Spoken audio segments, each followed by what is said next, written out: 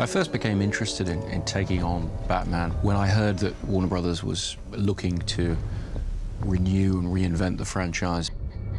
I'd made my last film at Warner Brothers, so I was able to go to them and explain to them the way I saw the Batman franchise being interestingly reinvented.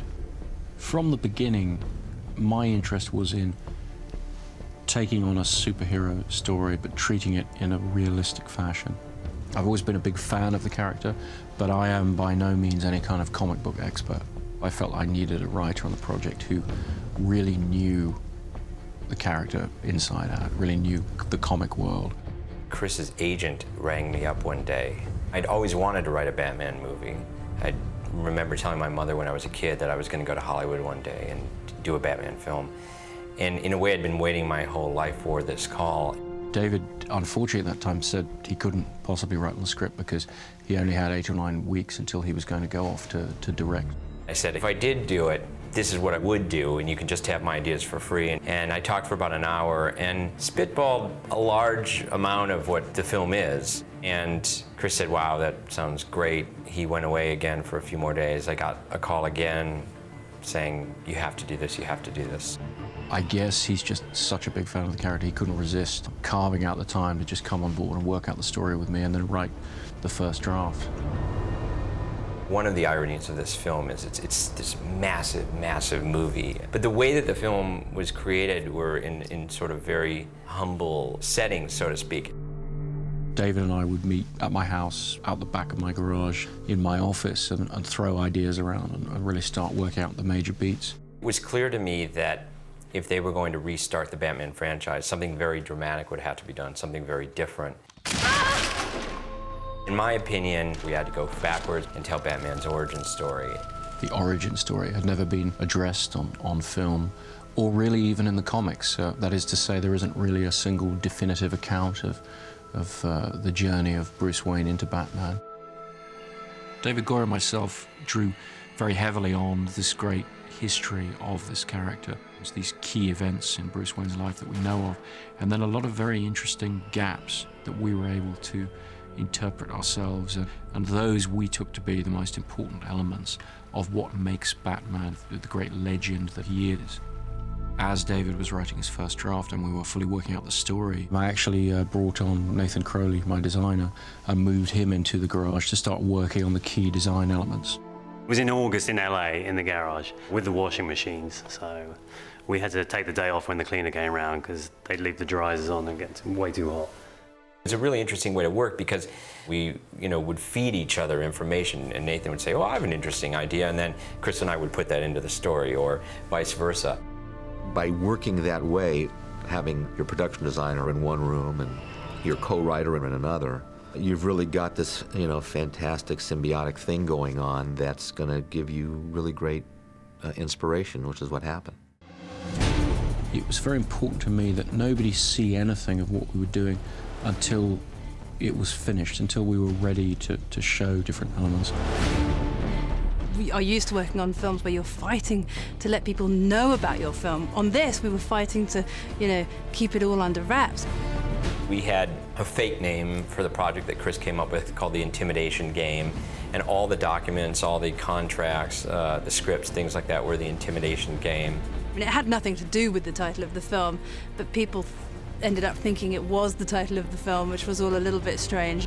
After we finished the script, no photocopies were made for the executives at Warner Brothers. They came to Chris's house and sat in that same garage. They brought in some couches and read the script there. That initial stage where you're getting to really let your imagination run free and really explore ideas is one of the most fun parts of the filmmaking process. You're really trying to think and design and dream on the grandest scale imaginable. It was important for me in the case of this project to figure out who was going to be putting that cowl on before we really nailed down the script. There are a lot of people that would make a good Batman, or there are a lot of people that would make for a good Bruce Wayne, but we couldn't find a lot of people that we thought could do both. The first half of our film takes place before Bruce puts on the costume for the first time.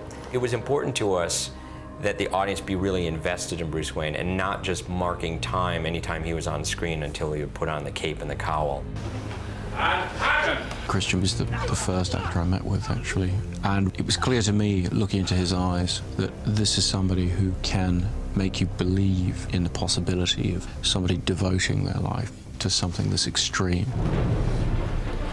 Christian was driven enough to want to be involved with the project that he was prepared to take a lot of things on trust in terms of what I was intending to do with the project, because when I first met him, the script hadn't been written yet. The image that I had gotten from Chris was that he was a far more dangerous and volatile character than I'd seen him play before. Christian had a very controlled and specific approach to how he wanted to portray the aggression of this character, the animal-like quality. He talked a lot about having Batman crouching in the shadows, and he's constantly sort of crouched on railings or the sides of buildings, very much the way he is in the comics. You just couldn't pull it off properly unless you became a beast when you were inside of that suit. When I first met Christian, he was extraordinarily thin, having lost an enormous amount of weight for The Machinist, which he was about to go off and shoot. He did call me and say, well, you know, how do you look right now, you know?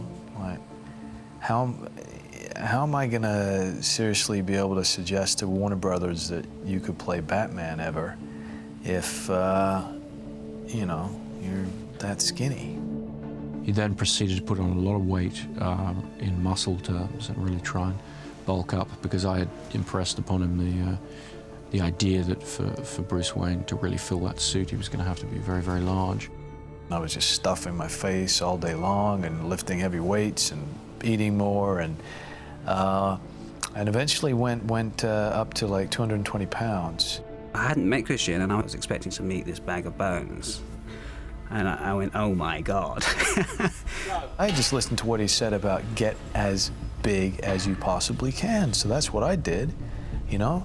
But I was kind of like a bear. I wasn't really like a martial arts, you know, guy all lean and ripped and everything like that. I had to very sort of gently suggest to him that he you know, cut down a bit. I could see the look on Chris's face, you know? He looked at me and it was like, oh, Christ. You know, what has this guy done? There was a moment where he was really big and we were thinking, God, is he gonna fit the bat suit? Is it, you know, how is this gonna work? It was a moment of panic where I realized, oh, crap, you know? I took Chris at his exact word about get as big as you can, but he didn't really think I was gonna get that big. A number of the crew I'd worked with on previous movies, they looked at me and they were like, bloody hell, Chris, what are we doing here? Fat Man or Batman? And so I realized, okay, that's not what he had meant. So I had to then try and lose a lot of weight.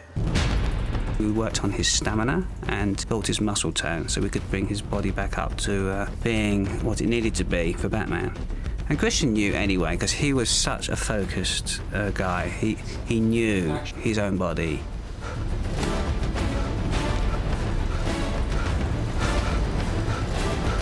Very nice. Christian showed extraordinary levels of self-discipline and dedication to the role to be able to do that. A lot of actors, when you start working with them, they'll say they're going to lose a bit of weight for the part or whatever, and the wardrobe people will kind of roll their eyes and go, yeah, sure, because they very often don't.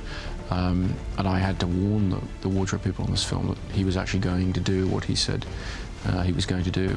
It really was. It was a very tight schedule, but I just about managed it before we started filming. I think the closest to what I saw for Batman that I had seen in another film was probably the Dick Donner Superman film from 1978. And one of the things that made that film so epic was the great casting.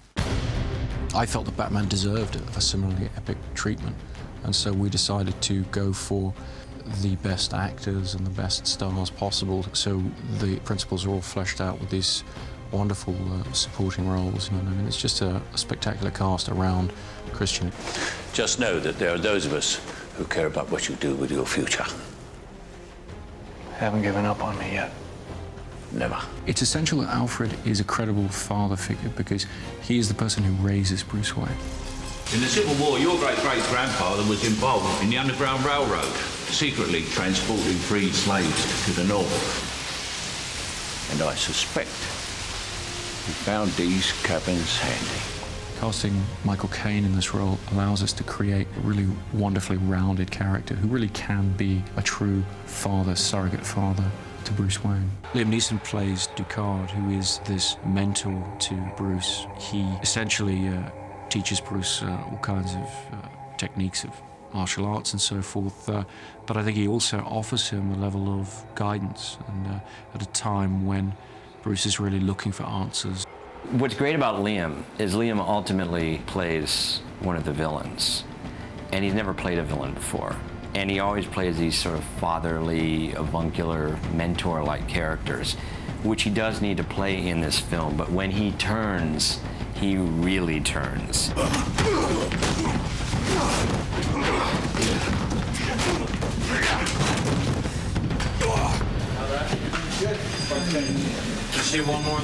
We first talked about the character of Lucius Fox. I said to Chris, well, the only person that can play this is Morgan Freeman.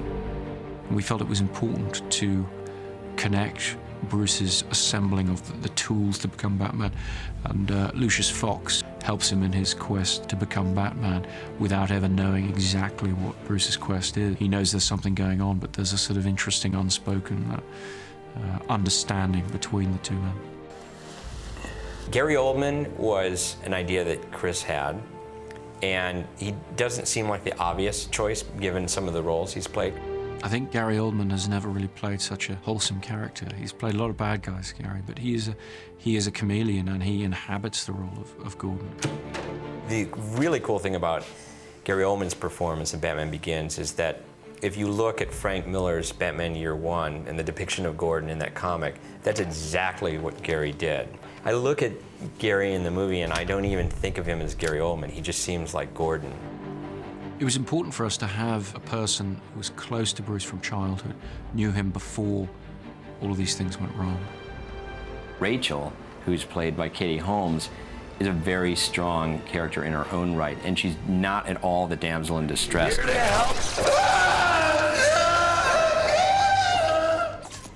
What these great actors bring is a sense of three-dimensional reality, the sense of a real world in which Batman and Bruce Wayne is functioning.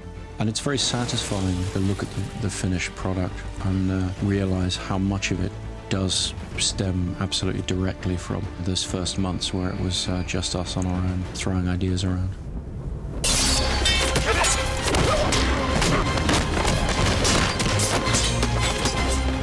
I am gonna stop you. You never did learn to mind your surroundings.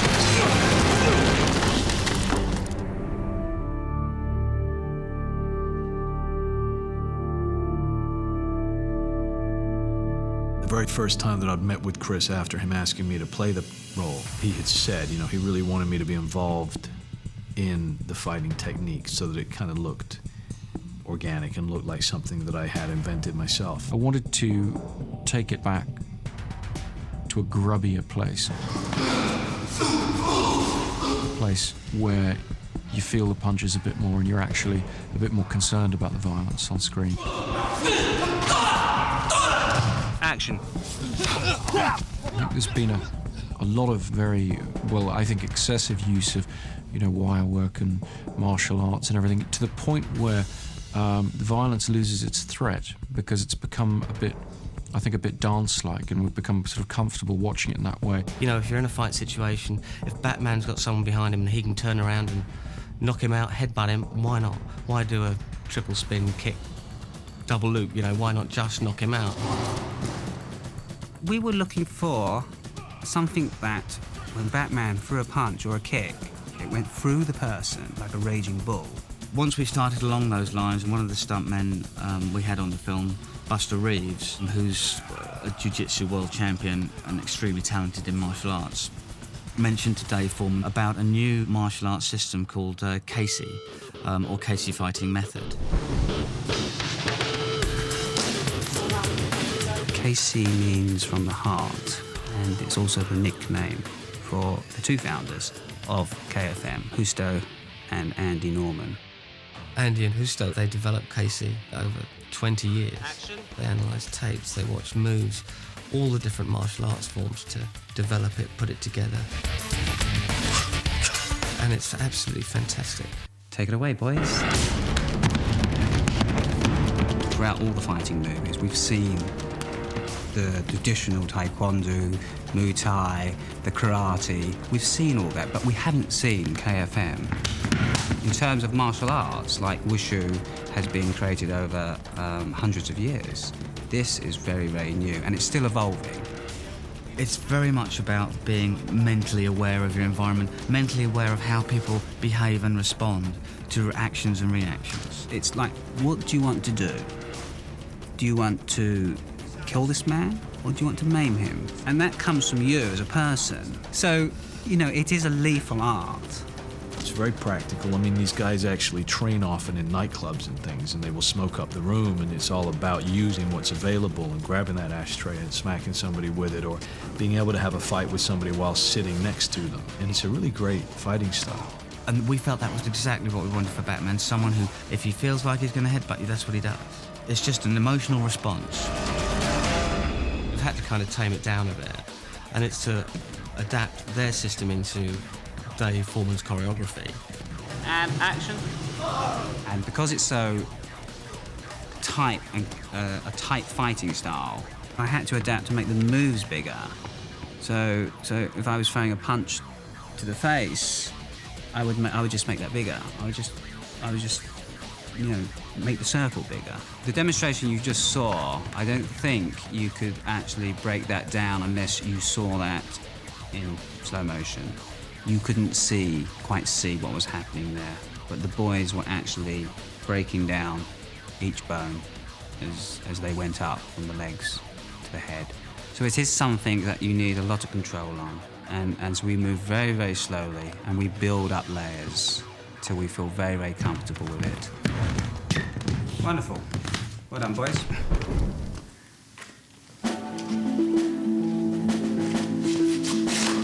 Christian has unbelievable stamina. I mean, I've seen his workload every day. And if he does get 2 hours off in the morning, he has to rehearse a fight. Parents' death is not your fault. It was your father's. We had 16 fights in the movie for Christian to get through. Well, you'd rather assume he deflection was up there and I get away and bang. Yeah. Because he had such a heavy workload, we did a lot of blocking of the fights with stunt guys and just liaising with Chris Nolan on tape.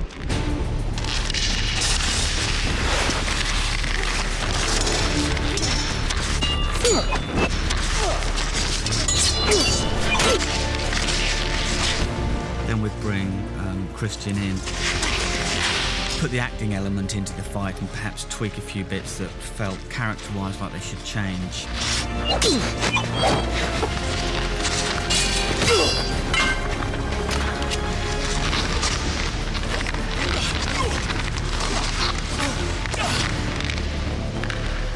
And I would make the changes. And then when we'd get on set, they'd all change again. In terms of the fights, Christian learnt every single fight. He did every single fight. The Casey fighting was very close quarters, so it was a very dangerous art. The hits were very direct to very dangerous parts of the body, so we had to be very, very careful as not to injure our actors or our stuntmen, of course. A lot of the hits were like 2-3 inches away from the target, so every time. Absolutely respect the stuntmen. This is what they do, and they can obviously do any of it in a vastly superior way to what I can do. But I always like to try it, you know? And I like the possibility of being able to have some kind of stunt sequence, and then you can zoom in and whatever, and, you know, and you see that it's a real person. Basically, Christian learnt fights very quickly. He'd go home at night and he'd watch the tapes, and he'd literally come in the next day and know the fights.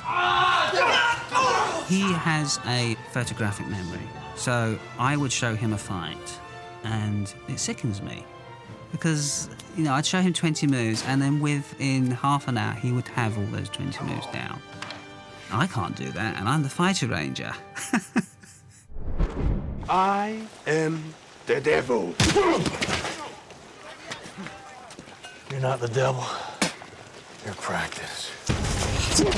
We all dream that we can take on 8 men at once and beat them all. And that's what the Bruce in these fight is like. We see Bruce, younger. He has no fighting skills whatsoever. There's no technique to him. He's adopted different styles, but he hasn't created his own style yet. We wanted to demonstrate that he had some skill, but it was really more about courage and brutality.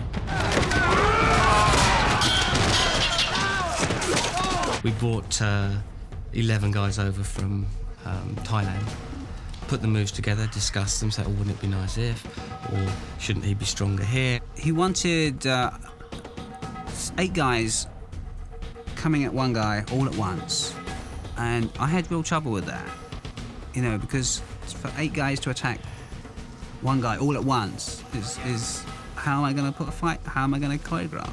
It was really quite hard to have them all coming at him, so that he's having to work triple time to take care of them, as opposed to people standing waiting to get up at the corner of their eye, coming in, taking their hit.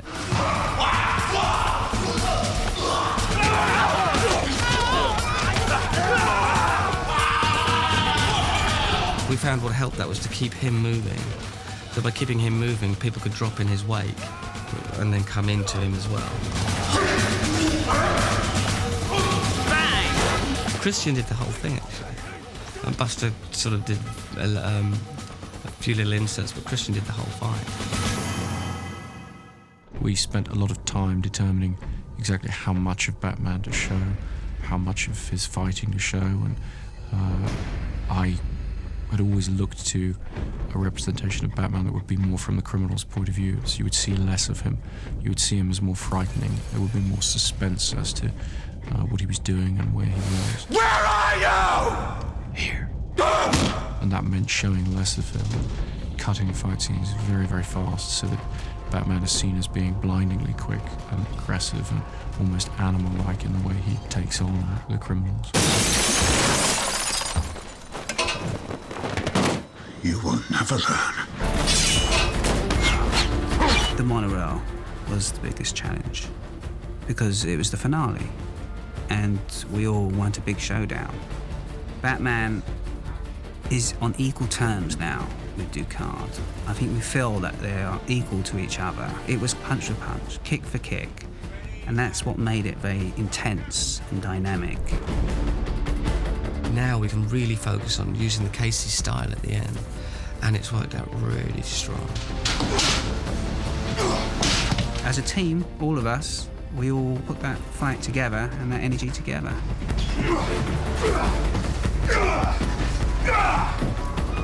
Liam and Christian were keen to be involved, to rehearse. In fact, if they weren't doing anything, they'd actually call and say, look, why don't we rehearse? Liam was a strong fighter. Casey's actually a fighting system where you use a lot of elbows and fists, and Liam's very tall. I think he's 6'4", 6'5". He's a tall guy. So he has to get very low in order to do the blows. Ready, and action. We just wanted it to be as hard as possible. We wanted to show 2 men who are very highly trained and very highly skilled, very motivated.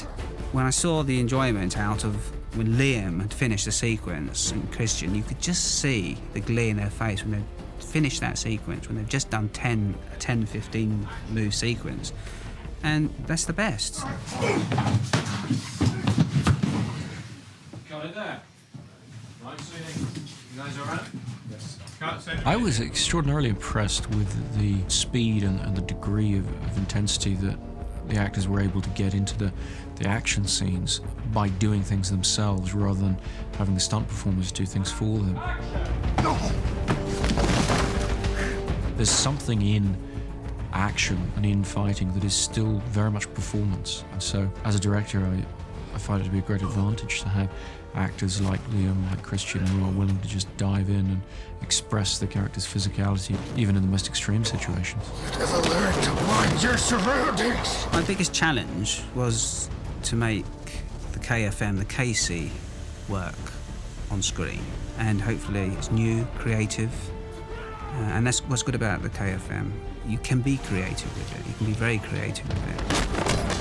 Which is kind of bizarre enough to get your attention and think, what the hell is he doing? And then absolutely vicious enough, but also practical enough to believe it. Casey reflected quite nicely our overall approach in terms of script and design, of seeing Batman not as a glamorous sort of branded figure, decorative figure, but as a functional entity.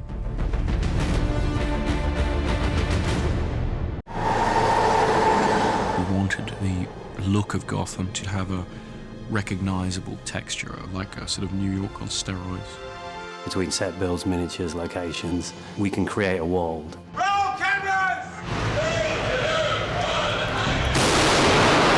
We have a true working set that's on the scale of a real city.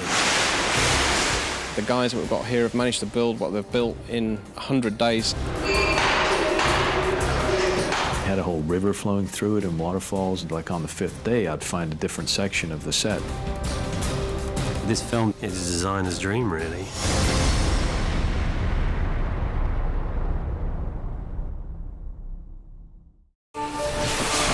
The overall tone and feel of the film is reality, but heightened reality. What does a comic suggest to you in your mind? That's the world of Gotham we're actually trying to create. We kind of realized that I needed to start designing key elements of the film to help him as he wrote. We started to develop the look of Gotham in parallel with the script development. What I wanted to do was to build up the world of Gotham as a sort of exaggerated contemporary New York. We'd taken trips to New York. Gotham has always been based on New York, and to Chicago. And we'd been looking at places like the old Kowloon City in Hong Kong.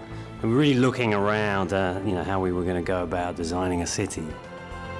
This is a model of what really are the slums of Gotham that I made myself in Chris's garage. Obviously, we pretty much went up all the way to the roof. Having Nathan in the garage, sticking models together and just coming up with the look of the film, it just worked amazingly well, and it sort of advanced our process. Visual effects are very important for being able to help create the environment of Gotham City. Chris wanted a degree of realism which he felt he hadn't seen before in visual effects work. He really wanted to show just what a monstrously overwhelming place Gotham City is.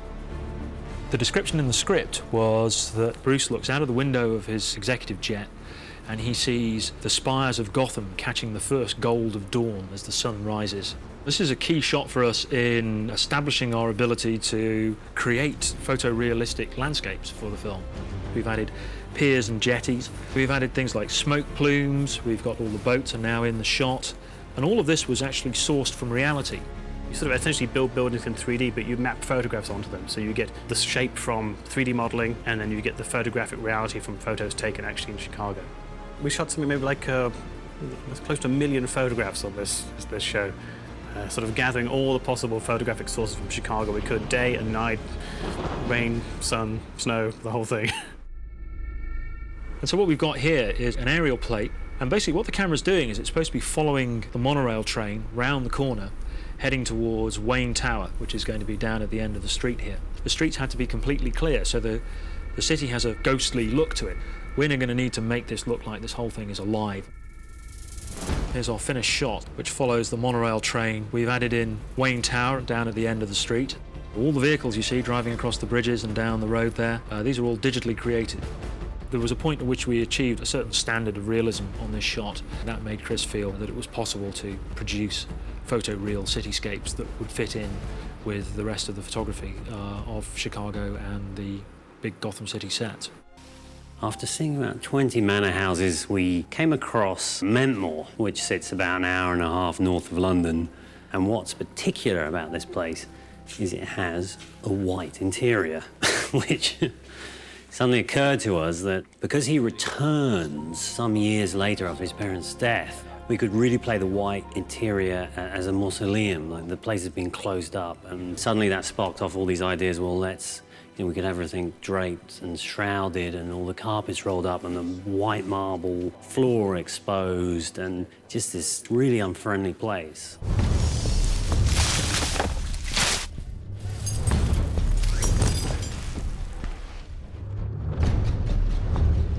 imagining the Batcave, we set out to look at the origin myth as it's been portrayed in the comic book, and we were very drawn to the notion of existing caverns underneath Wayne Manor rather than something that's constructed. Because it's Batman Begins, we wanted to explain who dug the Batcave, you know? How does that work, you know? You know, how does he pour 500 million tons of concrete in you know, in secret? We really wanted to explain that the Batcave isn't a man-made place. It sits under Wayne Manor, and it's a cave. Gradually, over the course of the film, we start to build up the idea of the larger world of Batman and the larger world of the Batcave. The Batcave was on the H stage at Shepperton Studios, and that was sort of the next garage. The Batcave starts with rigging, then we go into wood, and then we cast these sheets, thousands of sheets.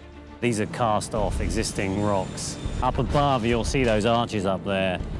They're basically the foundations of Wayne Manor.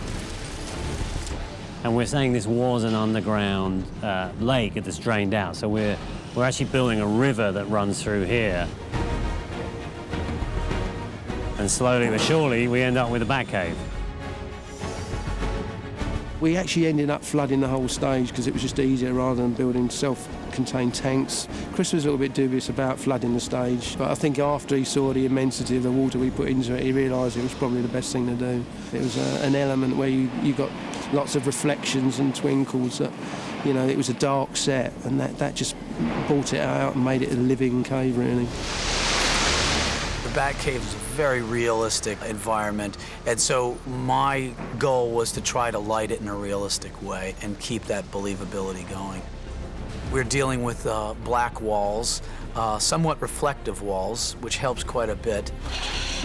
And then we're dealing with Batman in a matte black costume, so you have to try to figure out exactly how you're going to separate one from the other. Luckily, working with my gaffer, Perry Evans, we started to crack it a little bit and figure out exactly how we were going to bring some of the light into the Batcave without seeing them, because there's a roof over much of the Batcave, and we have to find a way to sneak the light in. And then specifically lighting the first scene that Bruce Wayne sees the Batcave. In order to master your fear, you kind of have to dive into it. Bruce decides that in order to become Batman, he's going to immerse himself in the bats beneath Wayne Manor, that he's going to have to be comfortable with that before he can really become Batman. We knew we were going to have to do digital bat shots. We did an early on test trying to use real bats to see how they would play, but they tend to, not be very cooperative. I think one day of shooting with those convinced everybody that we're going to go digital with the bats. And then seeing bats swarming all over you. Swarming all around. You start from reality, of course. So we actually digitally scanned some dead bats to get their full-on shape, recreate those in 3D, paint them up, texture them to make them look like real bats. In order that we can have bats fly around in there, what we actually did, we used a thing called a LiDAR scanner. It's basically a laser that sweeps across the surface of objects. It's used by the military and also used in visual effects all the time now. And it records the three-dimensional shape of the environment. So by doing this, we can basically build a 3D version of the set. And then we can use that to sort of have the bats avoid objects and have them correspond to real objects as you photograph the plate as well. I think these days visual effects has sort of expanded its role storytelling-wise. Now you can do things that you couldn't do before. You can do them seamlessly, and you can do them fairly cost-effectively. And I think once he saw where we could go with that, he realized that, yes, avoiding all that back guano is definitely the way to go. We always knew we had to build a majority of the Narrows as a set because it's something we couldn't find. So we are building a section of the Narrows for real in this giant airship hangar. When we first started looking at Cardington, I think that there was probably a certain amount of skepticism from everybody, really, because it wasn't a ready-made stage by any means. It actually took us 10 months from the moment we took over that place to the moment where we were able to shoot in there. When you are in Gotham and Cardington, you think that you are in a major city because it's so vast. It's almost like a limitless set. Far and away the largest stage that I've ever worked in. It's like putting 8 of the largest LA sound stages in one building. We built a model of the hangar so that we could make sure that what we were designing would fit within the hangar and would work within the space. big advantage here, and what I think the designer and director liked, was the height that we've got. We've basically got 160-foot height. The set is a sort of complex series of areas. So you'll turn a corner and you're in the Narrows, and you'll turn another corner, you're on a Gotham street. And then, you know, the Gotham street gives background to the Narrows, so it all becomes a giant set build. We've managed to build a city, an actual freeway, a borough, and then a downtown area, all in the same building. Basically, we're incorporating two parts of Gotham City, the Narrows. As it sounds, it's a very narrow part of the set, and the buildings are all overhanging, lots of balconies. It's quite a tight space to work in. And then the second part of the set, which is beyond us, further down the hangar, is really the main drag of Gotham. Main drag will have a lot of traffic in. We're looking at running, maybe 50-odd cars through the set. And then under the structure itself of the hangar, we've got a full freeway. So that's 3 lanes of traffic running the entire length of the hangar. There's quite a lot of stuff involved with that. Obviously, we've got to work out all the road markings. The traffic lights are all wired up. A lot of the street dressing that were brought in, we actually bought in America and had it shipped across. As part of the design of the set, we've had to lay in cabling under the ground so that we can get all our steam effects up through the manhole covers and the drains. So there's a lot of work. To me, it really is the space that looks the most like a real city night exterior, and yet we lit every inch of it from scratch. Because we had this fantastic indoor space, we were able to shoot during the day and make it look like night. The best approach to lighting Cardington was from the inside out. We put different colored gels on the windows, we hung things inside the windows, and we brought it to a place where I think it really looks like a real city. So I'm quite proud of the way that the Narrows came out on film. Action.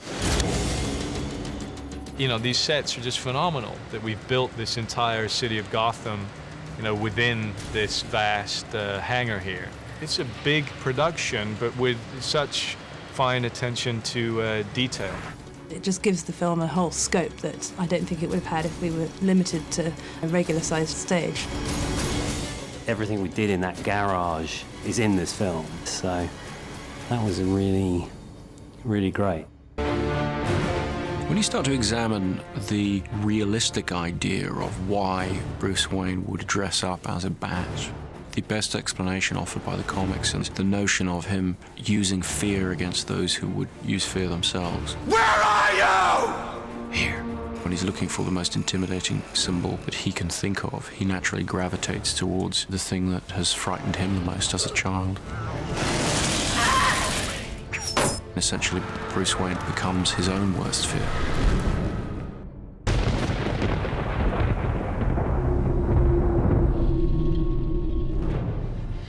The costume has to be frightening, or it has no purpose.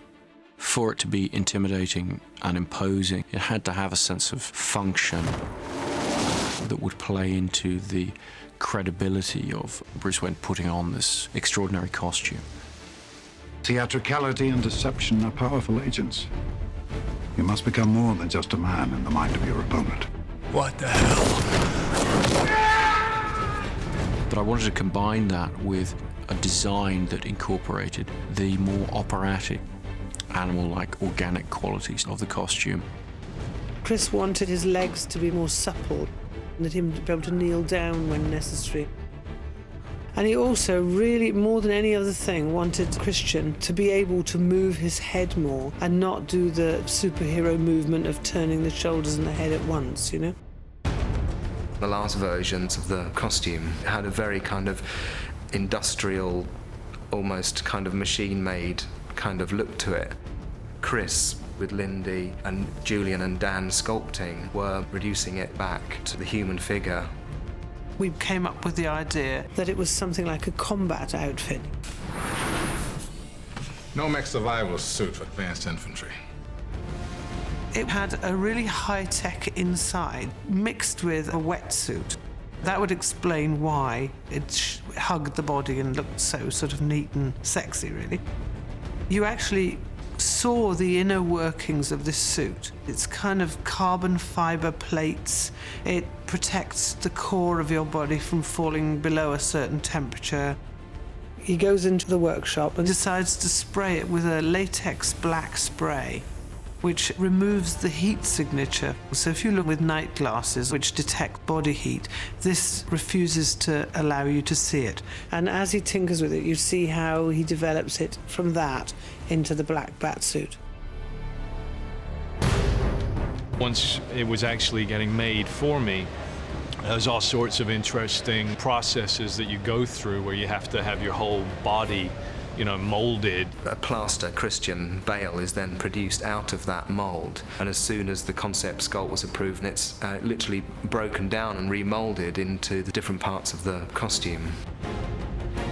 And the cowl, the torso, the legs, they all have to be sculpted individually from that original one piece.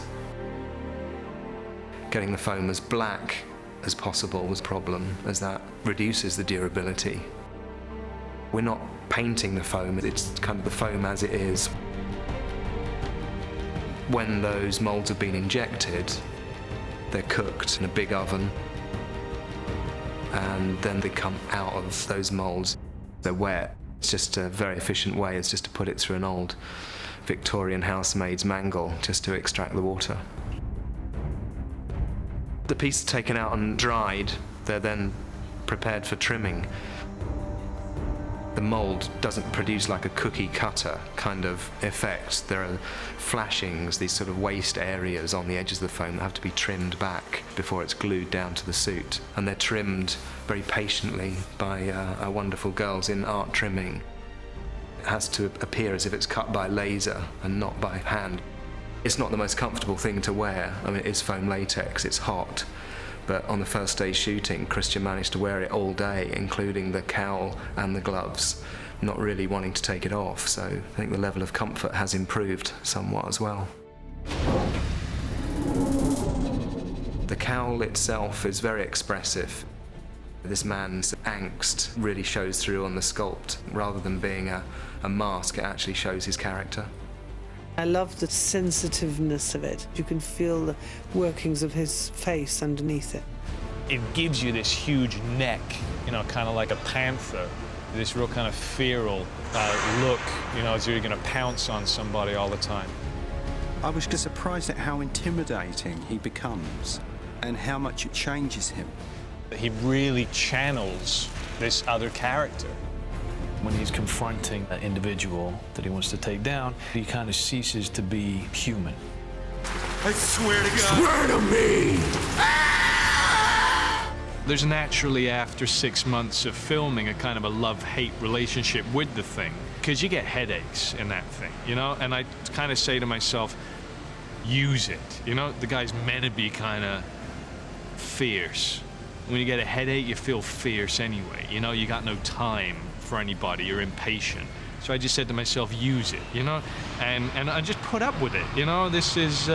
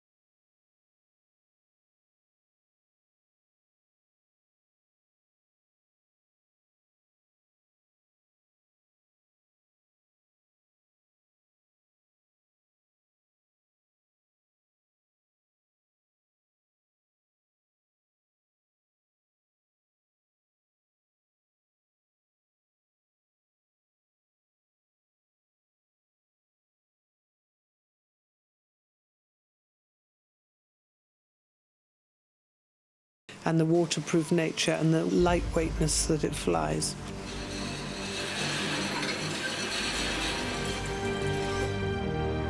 was doing a lot of research with the Department of Defense, and there's something called memory fabric that they're experimenting with now. It's very soft and supple, but when an electrical current is applied to it, it can take on a rigid shape.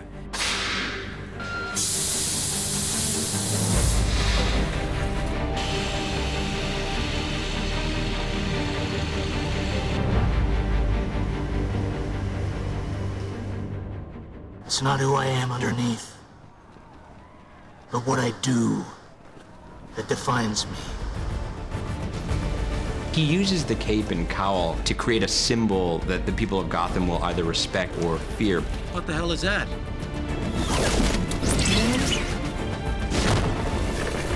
What the hell are you? A man who is just flesh and blood can be defeated, can be destroyed, whereas a symbol can transcend the idea of just being one man. I'm Batman.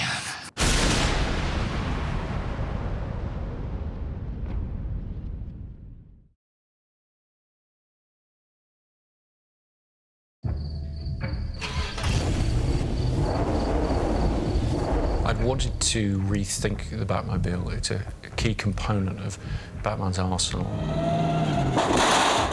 The Batmobile was so unbelievably well engineered. They've really come up with something absolutely unique. There hasn't ever been a car like this before.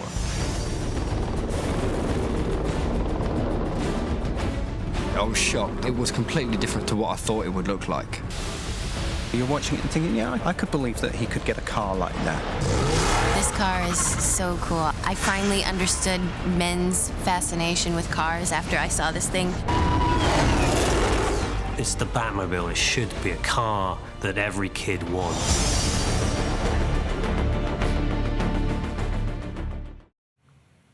What's that? Want the tumbler? Oh, you wouldn't be interested in that. I felt that it was very important to design the Batmobile first before we approached any of the other aspects of design of the film, because I had a very specific idea in my head about a contemporary approach to a Batmobile. And our approach to it would tell everybody who saw it a lot about what we're doing with the whole film, which is a more grounded reality in which we're trying to base this story. When we first started talking, Chris had this idea of crossing a Lamborghini and a Humvee. Chris was sort of making a little primitive model out of Play-Doh and said, sort of like this. It was very, very crude. It looked more like a croissant than a car. But I felt very strongly that if we cracked that and showed it to people, they would either get it or they wouldn't. And if they didn't get it, then I'd know I was in trouble. Then fairly early on in the process, Nathan Crowley, the production designer, came on. And while I was writing, this was crazy, he created a little model shop in Chris's garage. It was very much a film school atmosphere. That was part of the fun. We really decided to be private and just started what I call model bashing. We just started making models of cars. It's got bits of stealth bomber in it. It's got bits of Lamborghinis, bits of Hummers, and all different things put together in this marvelous combination. Chris write his script and then come into the garage and I'd be covered in glue with car concepts. The funny thing is the craftsmanship was really good too. You could see in Chris a kid that had built little car models when he was younger, because you know he and Nathan really had this down. As an evolutionary process, Nathan was able to build one, and I would look at it and make suggestions or actually change things like myself, and then we would move to the next step and then the next one. We made about 5 or 6 Batmobiles. The one is the finished Batmobile, I think is the Mark V, so we took about 8 weeks to build. When the script was done, we sort of presented not only the script, but all these great Photoshop elements of what the world and the Batmobile would look like so that Warner Brothers could get the whole picture. And that initial prototype is 90% what the finished Batmobile became. We took that model to England, found these great guys to produce the car full size. Chris Nolan wanted the Batmobile to be a real car, not just a car that looked pretty but didn't actually function. You know, his gem was, look, I want this to be a mean machine. I want it to perform. I want it to go through things, and that was, you know, how we went into developing this whole car. The challenge is first technically how to make something as complicated as that steer and work. Every piece of it has been made. You start with a clean jig, put the chassis on, start building the roll cage around the driver and the occupants in there and build it up from nothing.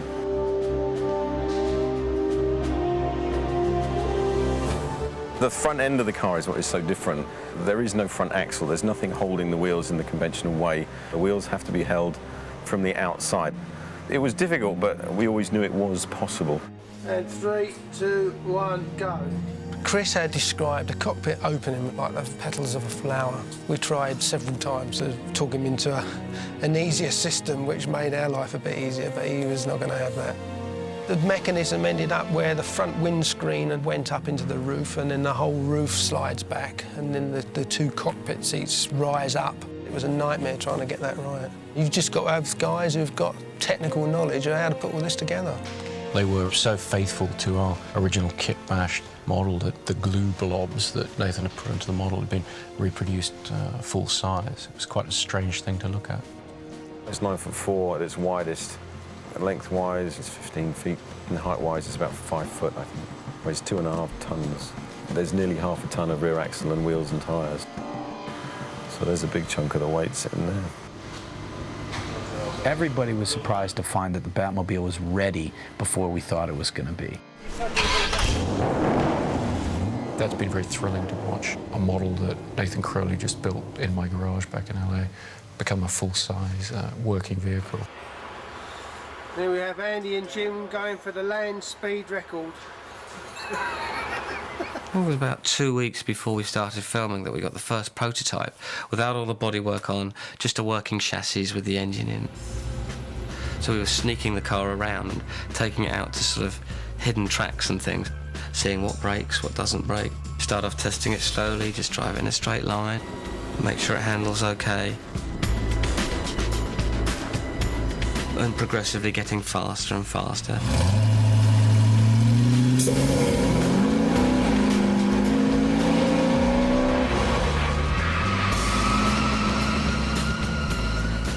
And slowly, through a development process, you arrive at a vehicle that can achieve all the shots on the page. You can get to play Batman, but unless you're the stuntman who's driving that car, you don't get to have the coolest job. The stunt side of it is we bring in one of the best drivers, George Cottle, who's young, but he's enthusiastic and extremely talented. The car had so much potential. In one respect, I have the easy job because I know that if they say the car can do it, I know it'll do it. We will rehearse every single shot with measurements of the location on a runway prior to going to the location so that you're aware of any problems before you get to the location when you've got the expense of the film crew there. It's such a great car to drive, you know, it just screams at you, literally, you know, the noise is like somebody screaming at you. And I called Chris and I said, does this mean I'm going to be able to keep a Batmobile? And he said, you're crazy, of course you're not going to be able to keep a Batmobile. This here simulates the jump onto the freeway. The tape on the right-hand side of frame is the barrier, and the ramp is just behind it.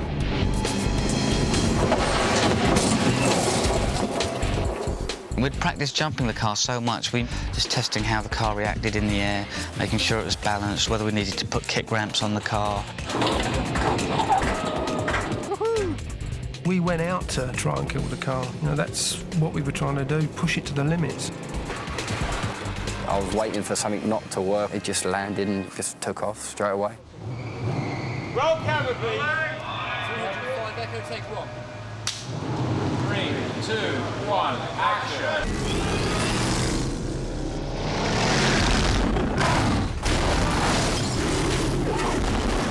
I've got to get me one of those. The car chase in Chicago, Chris from the beginning wanted to do something really extraordinary and fast. We wanted to be able to use the Batmobile as a real car and have a real car chase that looks back to, you know, the French Connection and films like this, not the usual kind of studio-bound use of the Batmobile.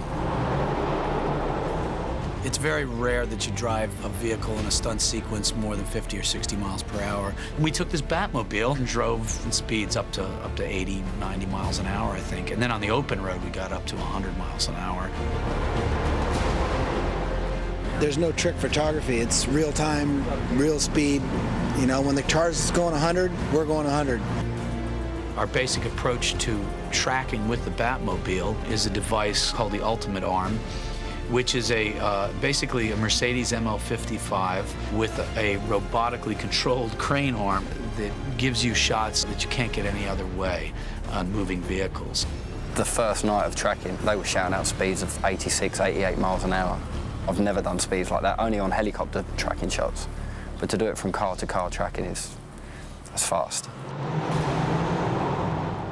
The director's in this Mercedes with the crane arm on it, flying along at 100 miles an hour. The Batmobile's flying along at 100 miles an hour. And so really there's no room for error. I mean, one little thing goes wrong and somebody's life is in danger.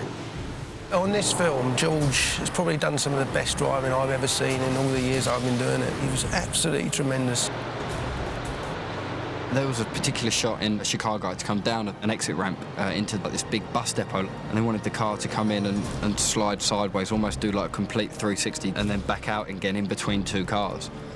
And at first I was always kind of like, I don't know if it'll do it, and the first time we did it, it did it so easily.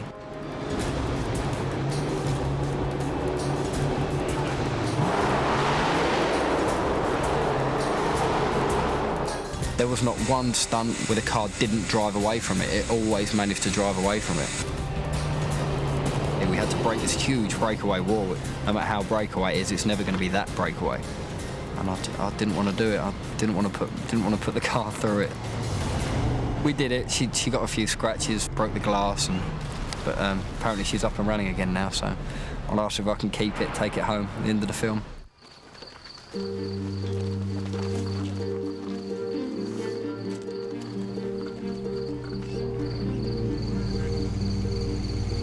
This evening we're doing the final part of the car chase sequence.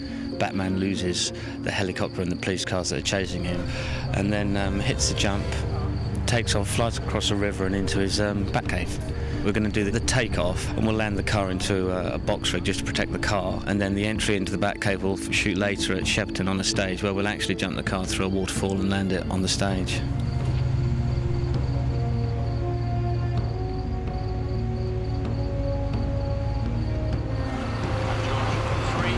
2, 1, action!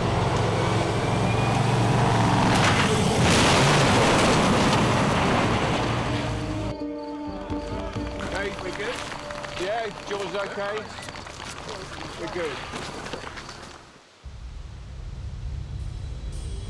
The landing in the Batcave we're doing for real with our real 2-ton car. Initially, we were going to build a long run-up outside and actually drive it in, but we had big limitations within the studio, how we could get through the door. It was very narrow. We only had like 3 or 4 inches each side of the car. We actually decided in the end to stick a nitrogen cannon in it and fire it off of a ramp just the other side of the waterfall. The flip side is we had to stop it very quickly because it would have gone straight out the other side of the set. So we had a restraining cable on it so we could stop it within 8-10 feet. I'd like everyone to clear the set, please, and go to their positions they're going to be for the shoot. Okay, everyone stand by, please. And roll over, please. And 3, 2, 1, action! Everything we did out there was done for real. None of the car turnovers or cannons or pipe ramps, none of it was CGI. And we really did do it. And that's what makes it so real, and, taking it back to the days of, even back to, Bullet or The French Connection or Ronin, everything was done for real. I think this is the best Batmobile, for sure. It just worked great, like clockwork. There's nothing I would change if we went back there and shot it again. We're pleased with the overall performance of the whole thing. The speed, the handling, everything. It's turned out better than expected.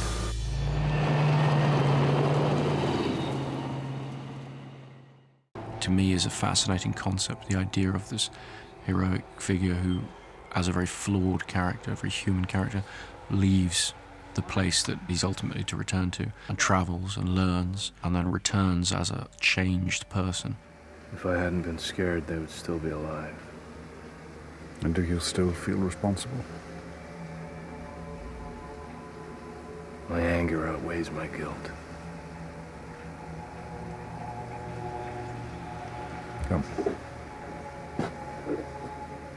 Hello there. Back to one. We'll get safety on that. We knew one of the biggest set pieces of the whole movie had to involve Bruce prior to becoming Batman, and it had to be an absolutely massive and thrilling sequence. And we figured if we could sort of get the audience invested in Bruce in that way, then it wouldn't matter whether or not he had the cape and cowl on. You'll turn back. Sure things. You'll go back. When you look through the camera, because what we'll do is we'll cheat it, we'll cut. Because I'll have the other side as well. Very good. Car walk down that steep slope, apparently. We were determined not to have this film feel like it had been filmed on a lot, you know, on a back lot, on a studio lot. We wanted there to be locations that would expand it, that would make the playing field and the canvas feel larger.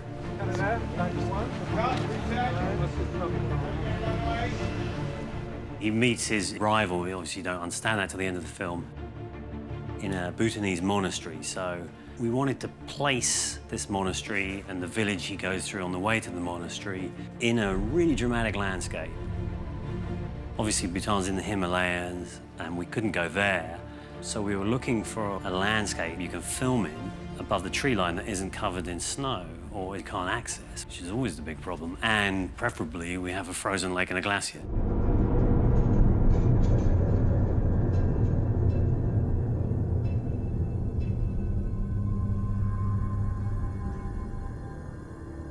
You know, you're looking for glaciers that sit below 3,000 feet, which is, there ain't many. I think there's only one in British Columbia, so we didn't want to go that far. So Iceland, we went to Iceland, and there you go, sea level, glacier, mountains, no trees, rocky landscape, felt like the Himalayas. So we built a village on the edge of a glacier, and we built the front doors of the monastery on just around the corner. We were there from January till March building it. You know, it's obviously in its winter, so there's not very little light. Lots of storms, lots of rain.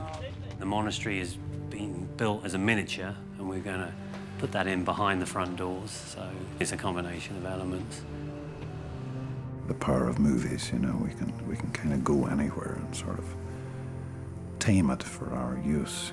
It was strange to be in a section of the world where there wasn't a tree, and there wasn't the sound of a bird. It was kind of like a gorgeous Beckett wasteland, you know. It was beautifully dangerous. You're stronger than your father. You didn't know my father. I know the rage that drives you. That impossible anger strangling your grief until the memory of your loved one is just poison in your veins.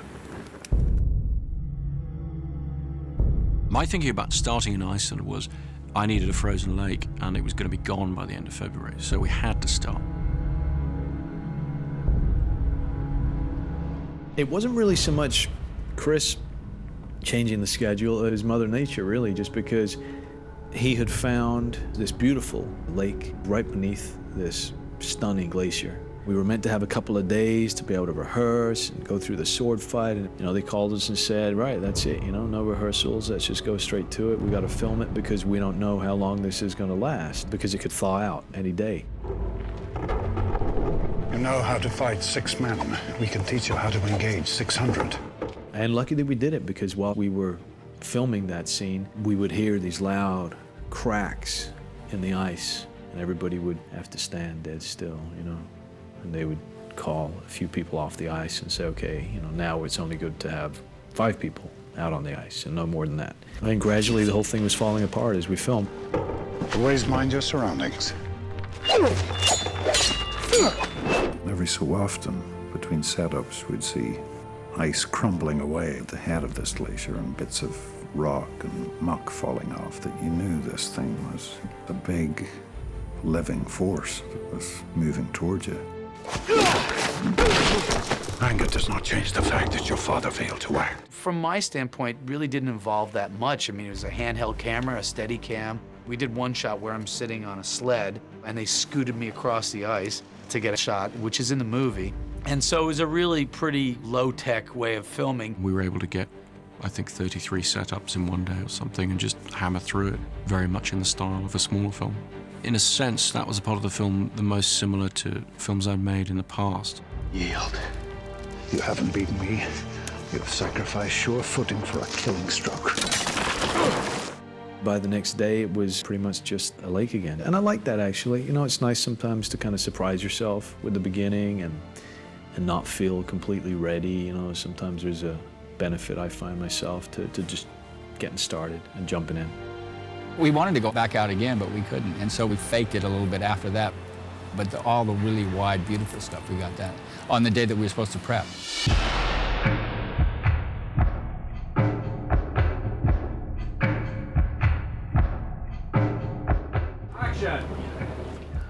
I think every movie at some point has a location or a set that is going to be a nightmare no matter what happens. And you have to sort of suffer through that nightmare because it's something that the movie demands and has to be done. On this one, it was Iceland. Let's go for our final checks, please, and let's stand by the shoot. One of the first moments that Chris and I talked about in the film was when Bruce Wayne is climbing his way up to Ra's al Ghul's temple, and he's covered in ice and bleeding and has to drag his battered body into this smoky, grand temple at the top of the world. Okay, folks, everyone here has to come down the hill now, please, without fail. Everyone, please. Our first day shooting that, we got 60-mile-an-hour winds and pouring rain and just really, really rough weather conditions.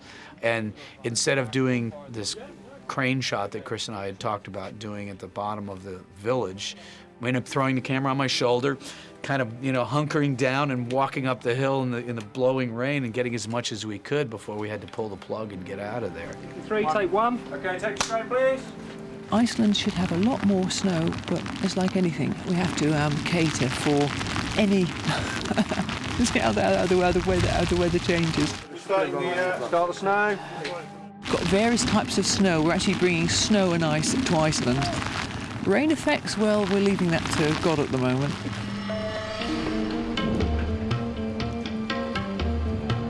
Bruce's climb up the mountain. When he goes up, you know, walks through the village, the guy tells him to turn back.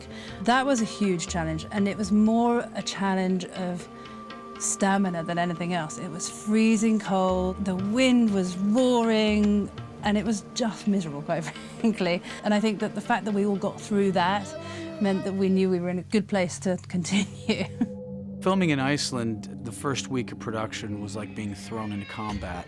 I had a completely new crew, an all-English crew that I'd never worked with before, who did a fabulous job, but we were all kind of thrown into the mud, wind, ice, rain, hail, whatever was hitting us there, and had to work out all the bugs of not only our communication, but filming the movie and doing some crucial scenes.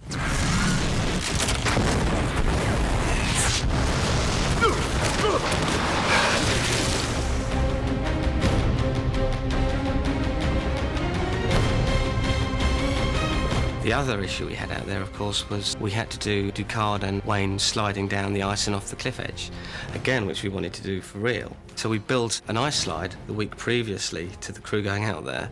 We took 2 containers of snow out there as a backup and ended up using the whole lot. We covered half the mountain in artificial snow, and we were exhausted by the end of that week. In terms of the stunt, we'd rehearsed, it was all pre-rigged, ready to go so that we don't keep the crew waiting. And then on the day you're standing there thinking, I hope this works. The guys who were part of the stunt team went out to Iceland while we were filming another sequence. They would rig it all, get the timing, the wire lengths and everything. And then me and Mark would step in on the day, do a couple of rehearsals, and then the tape rolled.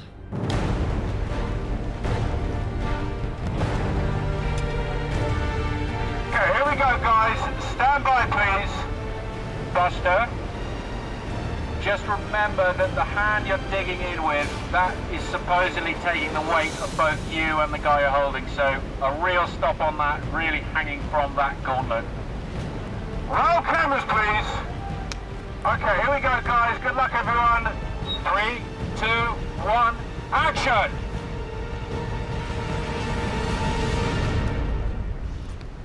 cut there. Okay, if you want to change your lens, Wally, Chris is saying, we'll keep the same lens on here. We're going to do the drop down again. When we just had to rely on the wire stopping us again. It's back to the trust again. You've got to rely on the gents who are setting up the wires, and yeah, it's all the background guys as well. It's all the guys behind the scenes that you've really got to put your trust in. Let's roll cameras, please.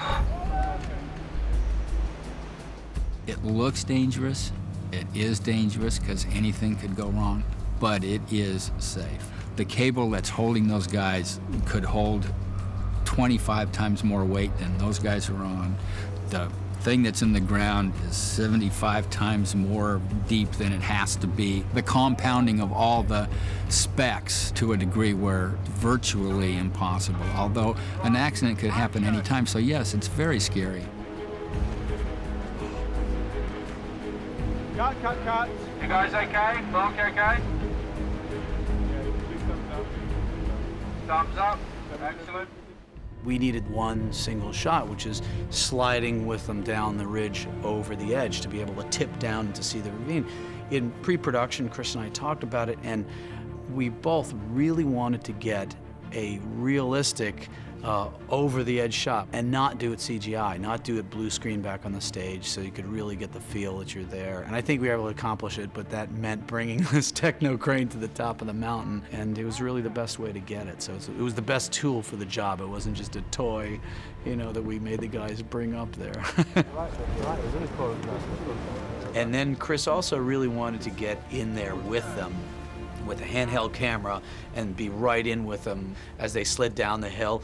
And so we took our usual low-tech approach to it to test it and to see really if it was going to be fast enough. Too slow.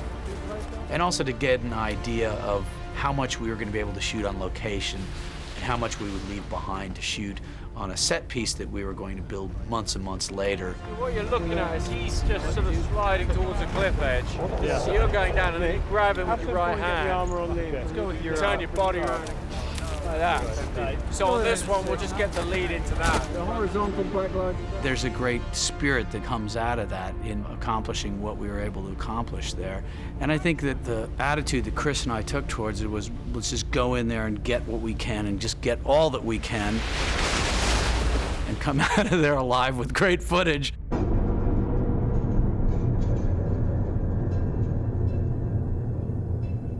Cheat it even further back and cheat it this way. I wasn't worried about starting with this outdoor, this sort of extreme location. Action! The crew and the cast and so forth came through with flying colours. That gave me a very high degree of confidence about how they were going to approach the rest of this rather large film. That's the thing, to stand up on that glacier and say, you know what, we decided to do this, we did it, and it's fantastic.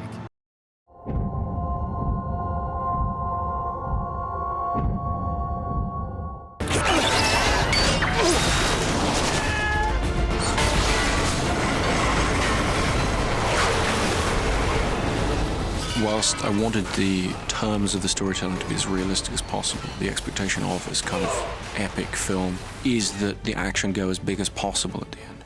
That you take things to as extreme and as large and as extraordinary a set of circumstances as can be achieved without violating the terms of the storytelling.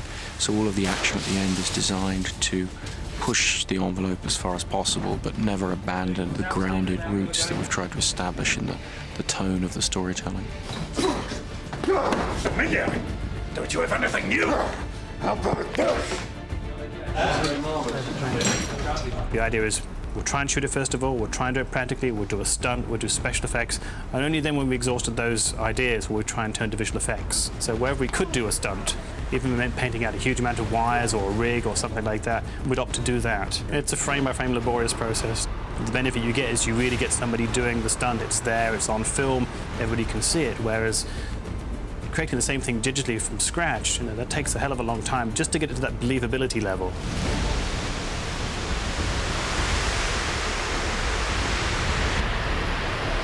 That was something that I really wanted to crack, getting the look of all this huge amounts of steam going off, and we spent a lot of time and research.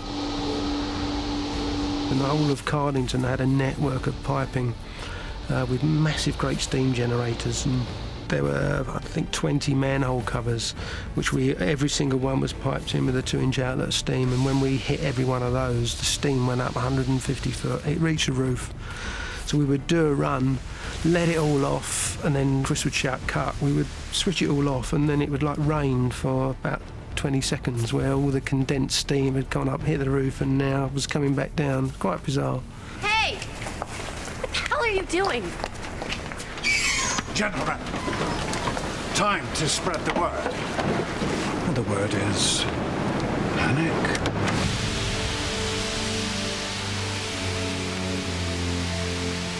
I couldn't really see anything, but I thought it was so cool. I enjoyed it. I mean, I've had so much fun every day.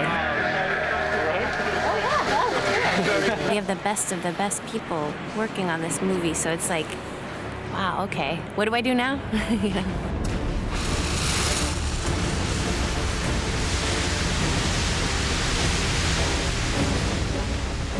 You know, as we've always said, that everything we can do on the movie for real, we will do. In this particular sequence, we've done a shot of him firing the gun and flying up to the train, and a continuation of that where he's flying along under the train. So Steve Crawley, who's our wire effects supervisor, rigged up a system for us with computers, and I think it looks fabulous. You know, he's flying along, we've got him smashing through gantries as he goes along. By the time I get to that bridge, I think I'm hitting about 30 mile an hour. We only did about a 15, 20 mile an hour rehearsal. Did it about 75%, but today we must have gone full speed. Someone must have had the Weetabix this morning.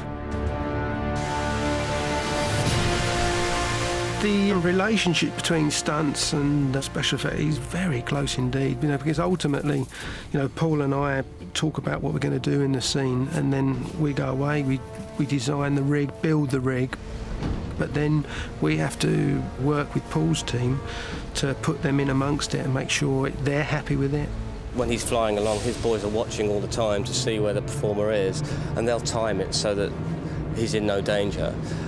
But we can still have him coming through the steam. It's just making sure that he's missed by the manhole covers and things like that.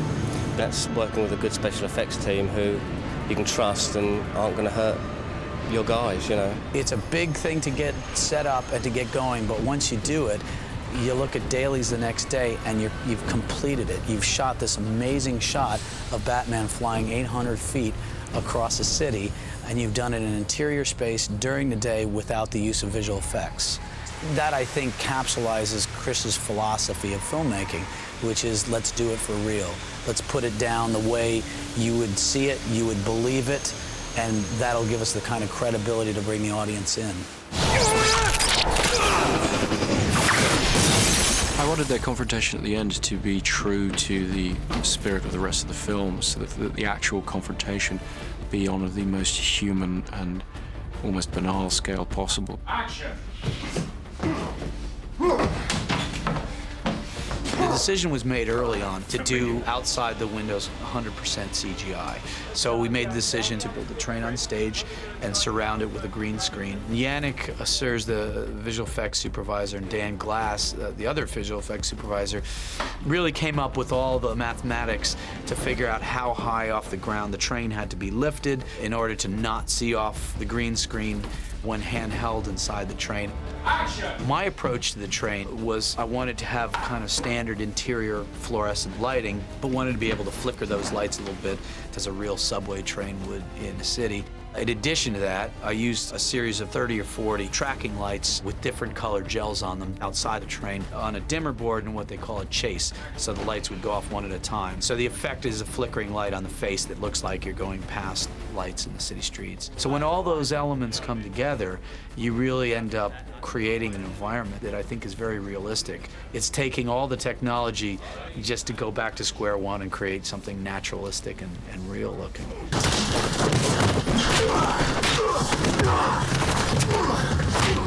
At the end of the movie, it's a combination of digital train, digital city, and then as soon as things start to blow up and you really need all that kind of interaction and crashing, there's a switch over there gradually to using a miniature train, colliding with a miniature environment. It still seems more feasible these days to actually do things with real things blowing up, even at small scale, than it does to do it digitally at this point.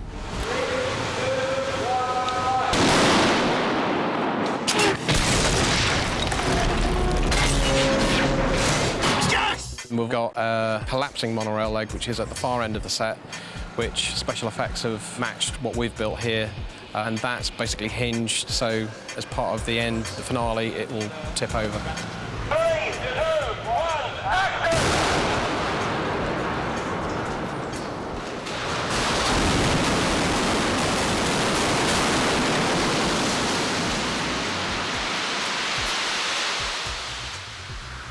How did it go for you? Very well, thank you. Very well indeed. Well done. You get it? Yeah.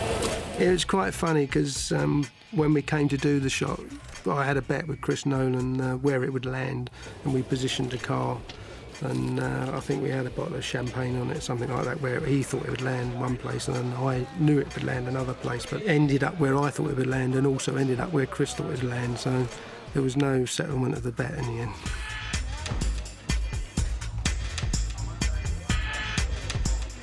The miniature department made up the monorail sections. It was a matter of hanging them up and triggering them to release, you know, when the leg fell away. You know, they had all the ingredients there. We have a 6-scale miniature of the thing, and with the special effects guys and model guys, we will sort of realise the destruction of this thing as it plummets to the ground. The reason the miniatures are so big is we basically wanted to achieve as much reality as we could. We're featuring all the usual stuff of fire and dust and sort of destruction effects. So in order to make them look as realistic as possible, we've gone for the biggest manageable scale that we could construct, which has turned out to be 6-scale. The train itself is catapulted down the rail, the broken rail, using a pulley system and gravity effects.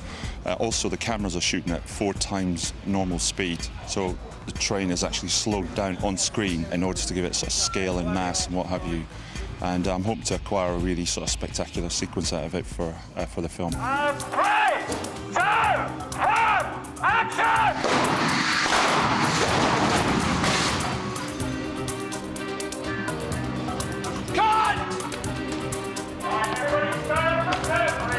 Unfortunately, because of the scale of a lot of the models we've got here, it's not just simply a case of just going in and grabbing them and pushing them around till you get the correct positioning, what have you. They're so damn big that we have to use forklifts and what have you to move them around. They're very cumbersome, so therefore it's very time-consuming to set up a lot of these effects. But ultimately, I think the end result's worth it. So I believe that we're probably one of the biggest miniature shoots ever.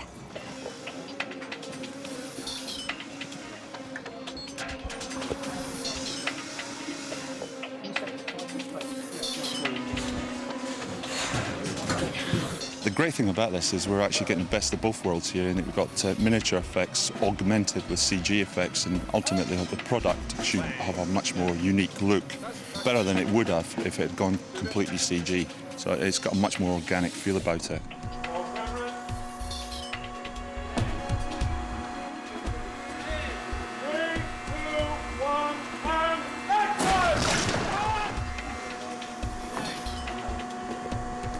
This can now be done on computer graphics, but it just involves a huge amount of chaos. Explosions, dust, debris, crushed cars, crashing trains. It's just very, very complex.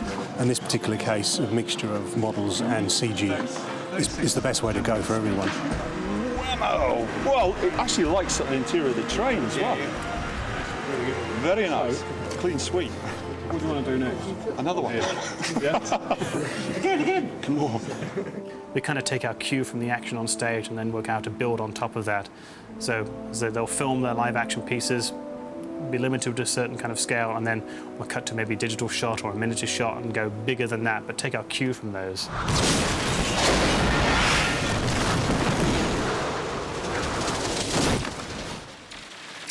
This shot was challenging for a number of reasons. First off was that the Batman animation had to dovetail with a practical stunt in the preceding shot, where we actually see Batman exiting the train from inside the train. So here we have Wayne Station, pyrotechnic elements added to it. We have now added the crash set at the bottom, adding the foreground buildings, the foreground architecture. So now adding the train and the monorail towers, debris passes coming out the back of the train, all the dust and stuff. And now we've added pretty much everything. We've got Batman in there. We make sure we can see Batman by putting lots of light on the buildings behind him, But at the same time, we can't just light everything, so we've had to dramatically add uplighters, little light sources, turn on some of the windows, add window reflections, so that we basically create Batman as a silhouette. Constantly keep showing Chris where we're going with the shot, keeps looking at stuff, getting his feedback, getting his interaction there. And slowly the shot progresses and builds to the level where, like, oh, we're reaching critical mass, it's looking like it might be done. And then, of course, it's not, and we go and do it many more times until Chris is happy. Good. Very nice. Check the gates on that. Swap bus transfer. Okay. Thank you very much. Let's go downstairs. David Goyer and myself drew very heavily on the history of the mythology of Batman. There is this great, 70-year history of this character.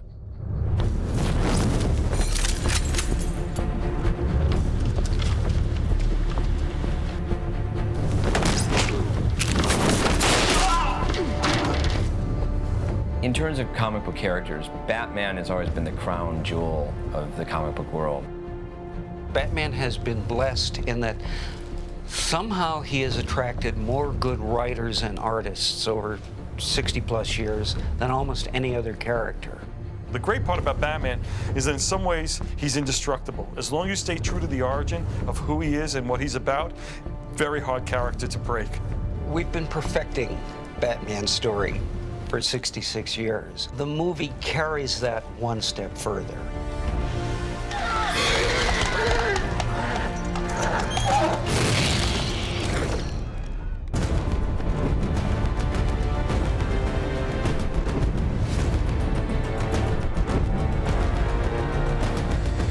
I felt that everything we were going to do in terms of translating the character story onto film was going to have to be extremely reverent to the history of the character and the mythology of Batman.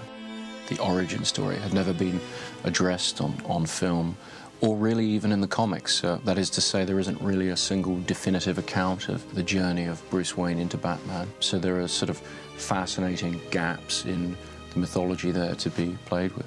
There's a gap of at least 7 years when he disappears from Gotham, and they just never told that story. And when I first talked to Chris Nolan, I said, you've got to tell that story. And I think people like origin stories to a certain extent. And it was a way of doing something new and different that had never been done in film or television or in novels or in the comic books. And that excited me, and it obviously excited DC and Warner Brothers and Chris. The magic of the origin story is it provides the most fundamental moment of connection to the character. How would you react if this happened to you, and what set of incredible circumstances could possibly take someone on a journey from this moment in their life to this moment in their life?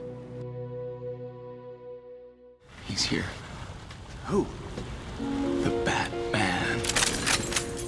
Christopher Nolan and Mr. Goyer, they really cared about the source material. They showed up here and met with Paul Levitz, and they went through tons and tons of different graphic novels and comics. They definitely culled from the last 30-some-odd years, and they got the character. They got it. What we tried to do was provide the best resources for the filmmakers. So we went back and did everything from finding the most interesting versions of the Batman origin, the most interesting treatments of a particular villain.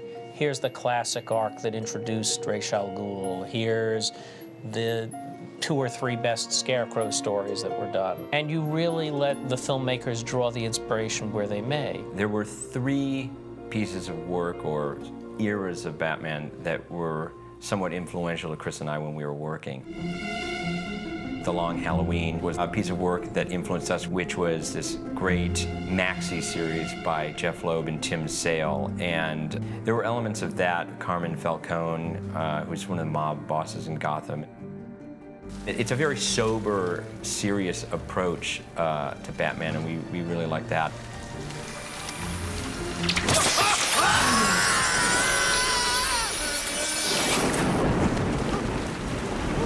Where were the other drugs going?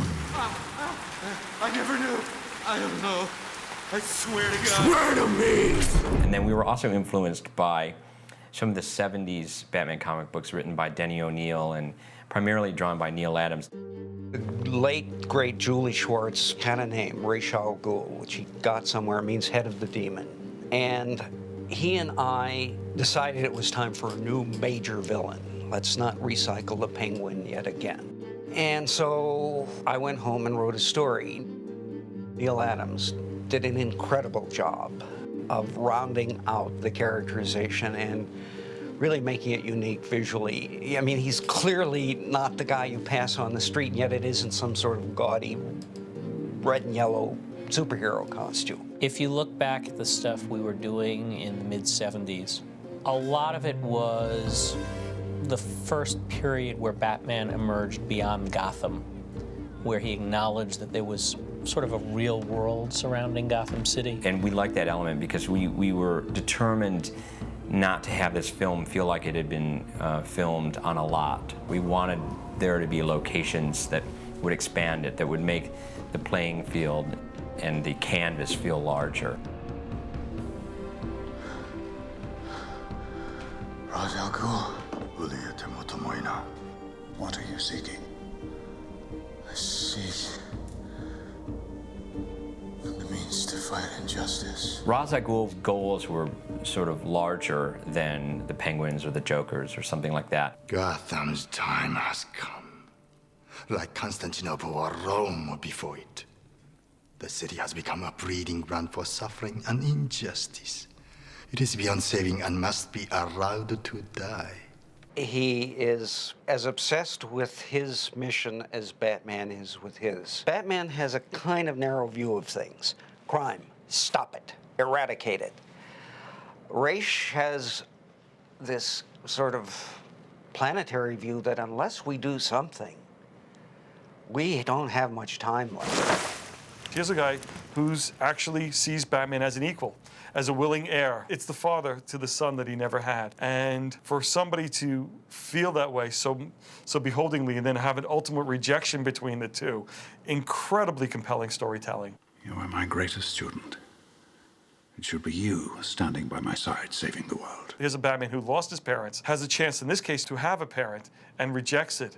There's something fascinating about that. The jumping off point really, for me, had been a story called The Man Who Falls, and it suggests various points along the development of Bruce Wayne into Batman. This idea that he travels the world and is mentored and tutored in different disciplines by various individuals and then returns to Gotham. For me, it was a fascinating story, and it was a fascinating connection between Bruce's early childhood trauma, falling down this well and being attacked by these bats, and then the persona that he then develops in order to use people's fear against them.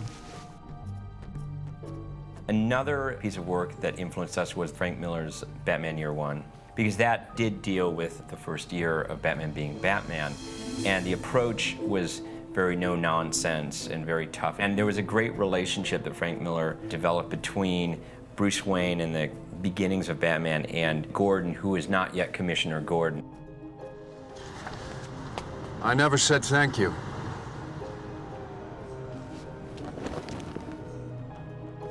And you'll never have to.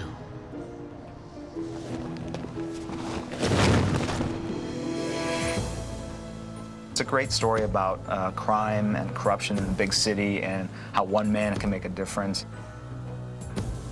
As gritty a story as that is, it's a story about hope. You have James Gordon, who's given up faith in being a policeman, lost a lot of purpose in his life, and is really probably at the lowest end. And here's a guy who's a needy soul, meets probably the ultimate needy soul in Bruce Wayne's Batman. Get her downstairs. Meet me in the alley on the narrow side. What is that? Back up. What that? And together they find a way to lift each other up. So it's a great character perspective. In that book, I get to learn about Batman through James Gordon's eyes.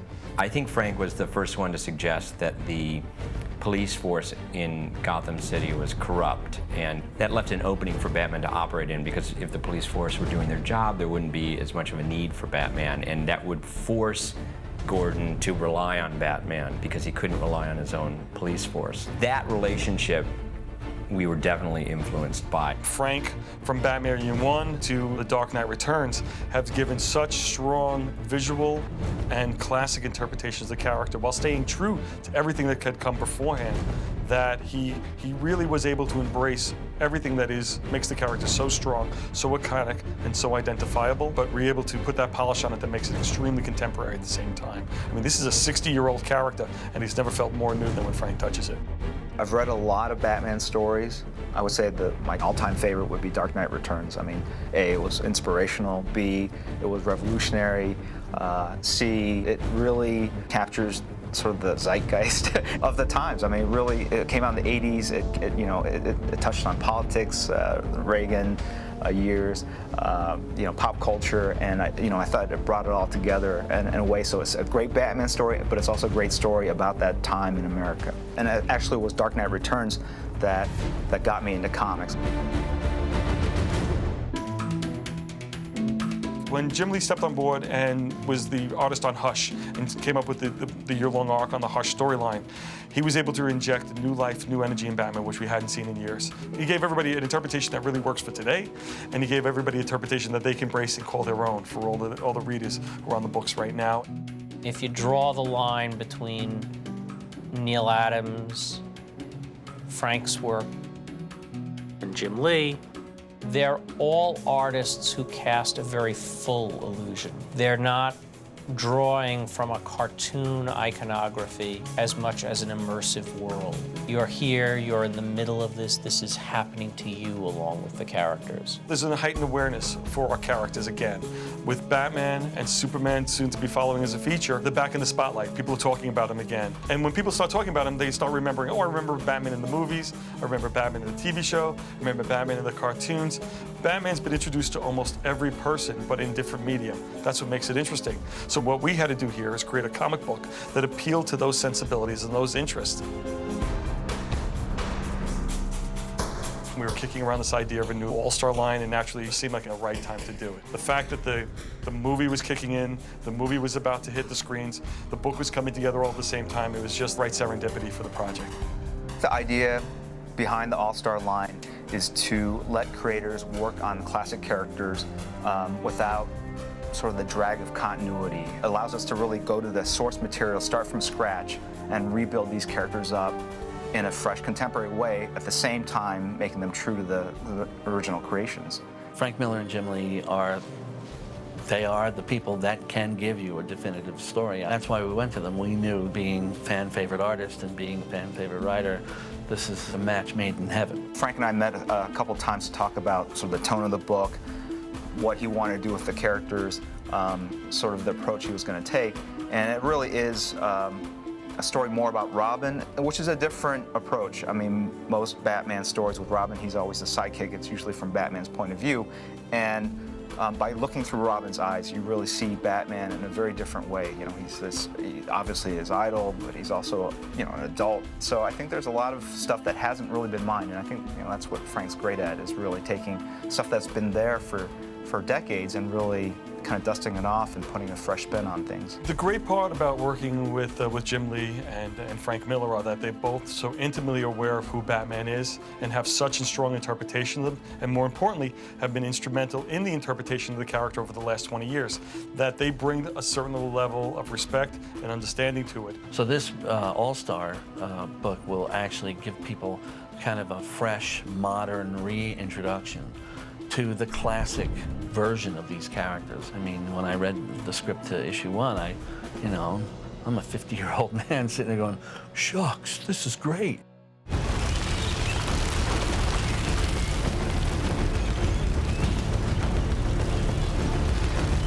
Why have so many characters that were created around the same time faded away, yet Batman stays around? I think the pure motivation, the origin of who he is, and how he ultimately became Batman is so identifiable and so timeless that anybody's going to stay with that character because of that.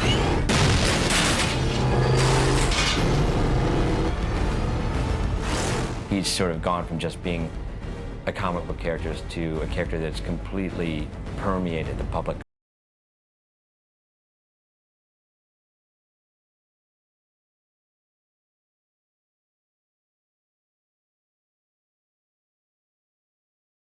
Batman stuff has always done. As you hear. It is a story on an absolutely epic scale, and that is what Batman deserved, and that's what we tried to do. And I think that telling a story on this scale has been certainly a challenge, but also really a lot more fun than I anticipated.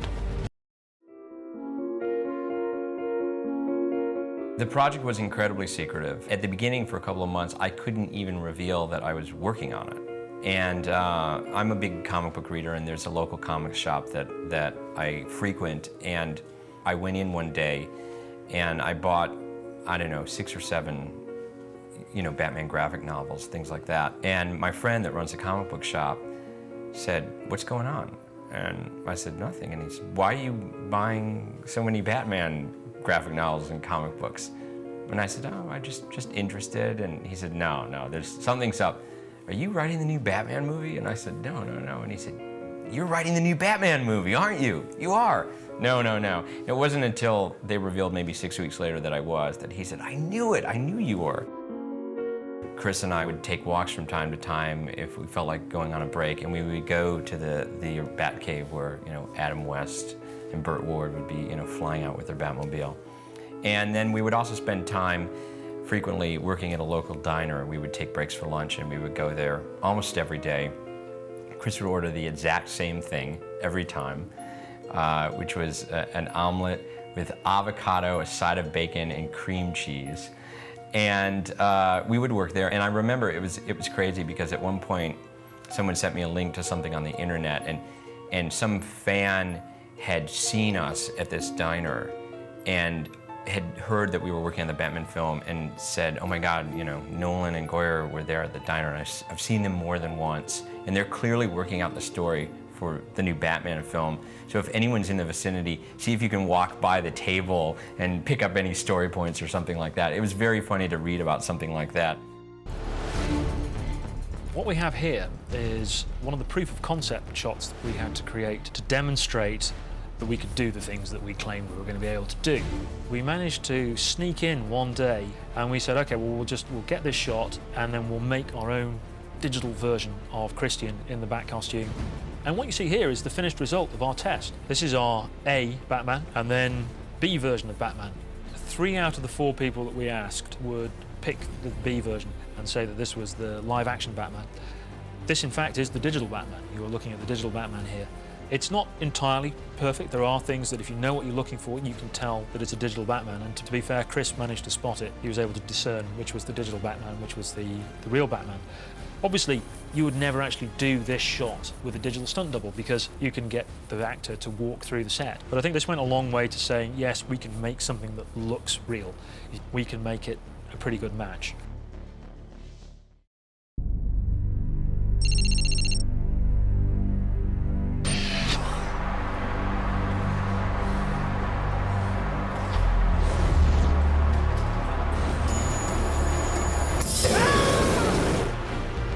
Action!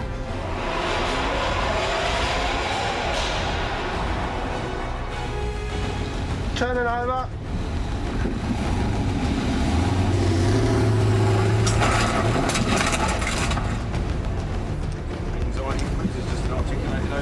And action!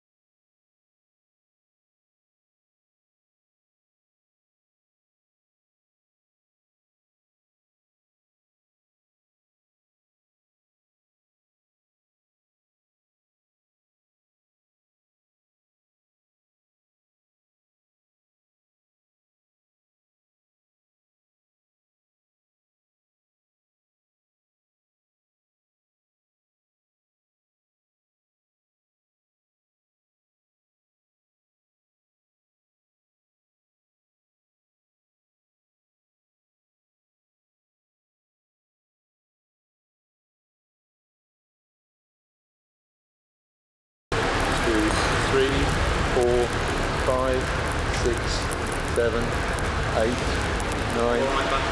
Everything's good? Just starting to get warm now. 30, 14, Still no 15. sensation at all. Okay, mate, get out. Hey, what are you at? 2, 3, 4, 5, 6, 7, 8, 9, 10, 11, 12, 13, 14, 15,